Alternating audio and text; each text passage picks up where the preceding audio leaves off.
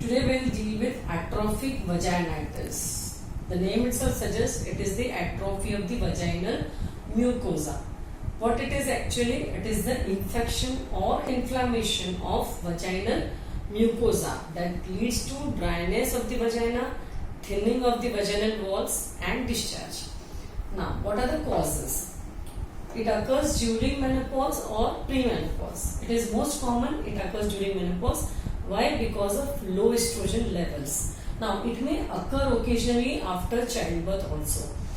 Because after childbirth, if many women are on some treatment, some medications, this may cause, but it is temporary. It affects, but it is temporary.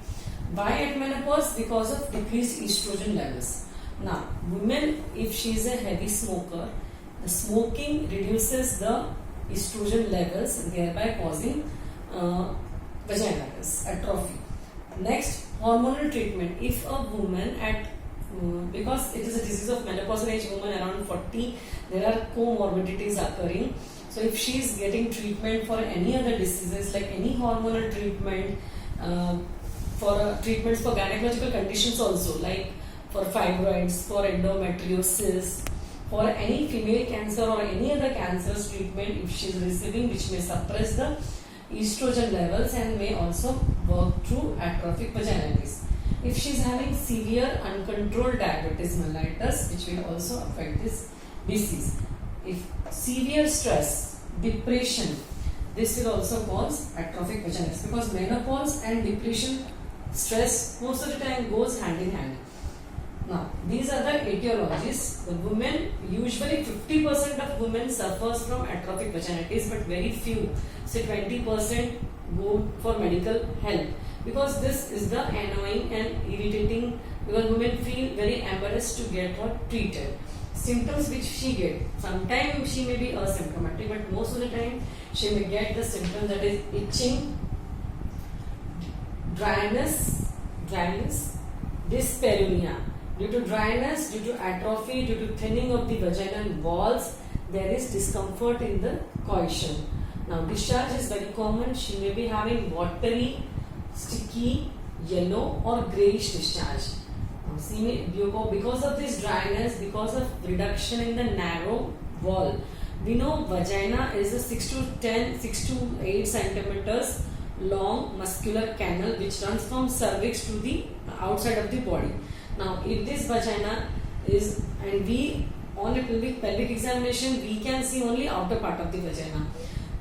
Again, one more thing, this vagina is very near to anus. Due to its proximity to the anal area, from the anal infection also, if atrophy is there, it may togetherly cause, give the entry to the anal microbes to get entry, and other infections may also superimpose with it. These may also cause loss of libido, that is no desire for sex, which further again cause atrophy. Then she may also suffer from burning, micturition or frequency of urination. She may also get recurrent urinary tract infections, sometimes post-coital bleeding because of senility or atrophic conditions. Now, these two symptoms are confusing. If she gets post-coital bleeding, one should always think for any cancerous changes in her genital, say cervical or vaginal. So, we have to go for proper medical history and examination also.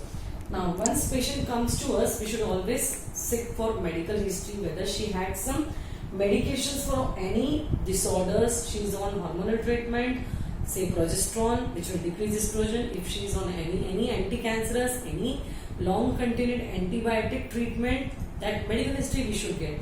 Now, many women have a habit of wrongly using some douching habits, some irritants which are stimulating one. So she should avoid douchings and all. If you should ask this history also, any perfumes, lubricants, douchings which are not good, not up to the mark. So that habit also we should interrogate. The medical history examination. Then we should diagnose by proper pelvic examinations, where we will come to the atrophic rugosity loss and all these conditions in the genitalia. Further, biopsy is the rule now. If she is getting the postcoital bleeding or very chronic dryness and so much painful conditions, which sometimes become very severe pain, severe dryness, severe burning, so which is disturbing her daily routine. If such is the condition and not responding to the routine home treatment or medical treatment, then we should ask for biopsy. Why? To rule out any malignancy in the genital area. Now, treatment is the simple home treatment can be advised or any topical external applications, say topical applications. In that, water-based vaginal lubricants. Then lubricants or water-based vaginal jellies can be used. Some topical ointment which are rich in estrogen or estrogen applications which may lubricate the vagina. So that is helpful. Again, what are the preventive measures for avoiding the atrophic vaginitis? Here we can ask her to use the lubricants if she is but not so strong to, which are called as spermicidal or any other lubricants. Simple gels, aloe veras or any estrogenic, or sometimes we can also advise some coconut oil in proper condition to lubricate the area. Then we will ask her to avoid douchings with strong stimulants. Then also we will ask her to remain sexually active. If she remains sexually active, it is seen that those women have a good supply of blood to the genital area, and that will avoid the atrophic conditions of the vaginal walls. So this is a thing which at the age of menopause or perimenopausal age group, we should always take the history and do the examination properly.